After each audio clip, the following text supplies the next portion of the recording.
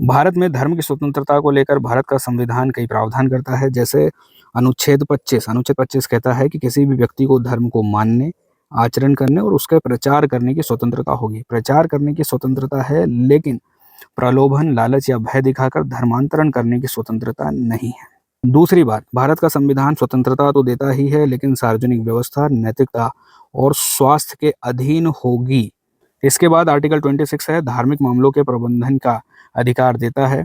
सभी धार्मिक समुदाय अपनी संस्थाएं स्थापित कर सकते हैं, उनका प्रबंधन कर सकते हैं। हालांकि संपत्ति और स्वामित्व के मामले का जो प्रबंधन होना है वो कानून के अनुसार होगा। मतलब जो धार्मिक मामलों से जुड़े हुए लौकिक मामले हैं उनमें कानून दखल दे सकता है, उनमें सरकार और हमारी संसद और हमारी विधायिकाएं दखल दे सकती हैं, लेकिन धार्मिक स्वतंत्रता को सीमित नहीं किया जा सकता है।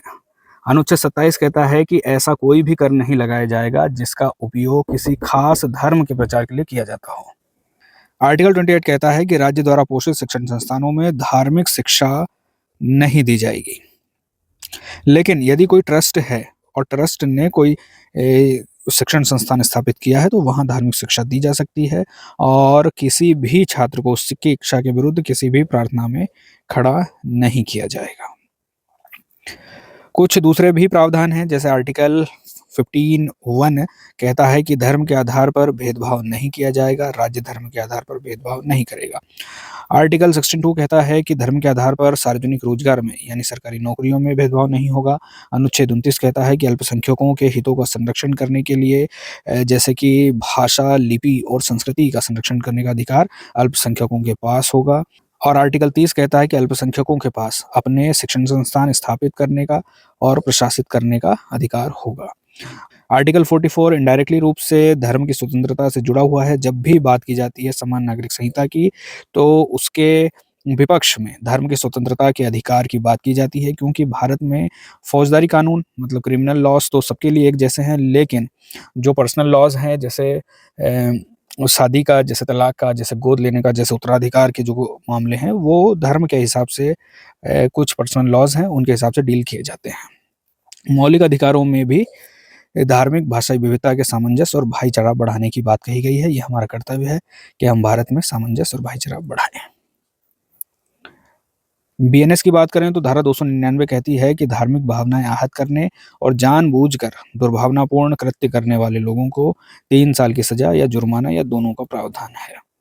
धारा 298 कहती है कि पूजा स्थल को यदि कोई नुकसान पहुंचाता है, धार्मिक स्थान की कोई पवित्रता को भंग करता है, तो उसको 2 साल की सजा, जुर्माना या दोनों का प्रावधान है। 297 कहती है कि धार्मिक सभा में कोई बाधा डालता है तो 1 साल तक का कारावास, जुर्माना या दोनों है। धारा 301 कहती है कि धार्मिक भावनाएं यदि कोई आहत करता है तो 1 साल तक का कारावास या जुर्माना है। धारा 196 और 197 कहती है कि कोई व्यक्ति धर्म के आधार पर नफरत फैलाता है तो उसे 5 साल की सजा या जुर्माना या दोनों का प्रावधान है। धारा 302 कहती है कि धर्म के आधार पर यदि कोई सार्वजनिक शांति भंग करने वाला वक्तव्य देता है, कोई इस तरह का भाषण देता है जिससे सार्वजनिक शांति भंग होती है, तो 3 साल तक की सजा या जुर्माना या दोनों का प्रावधान है। कुछ दूसरे भी कानून हैं, जैसे कुछ राज्यों ने, जैसे उत्तर प्रदेश, मध्य प्रदेश, गुजरात, उड़ीसा, छत्तीसगढ़ जैसे राज्यों ने धर्मांतरण को रोकने के लिए कानून बनाए हैं। यदि कोई बलपूर्वक, धोखाधड़ी या प्रलोभन से धर्मांतरण करता है तो उसे सजा और जुर्माने का प्रावधान है।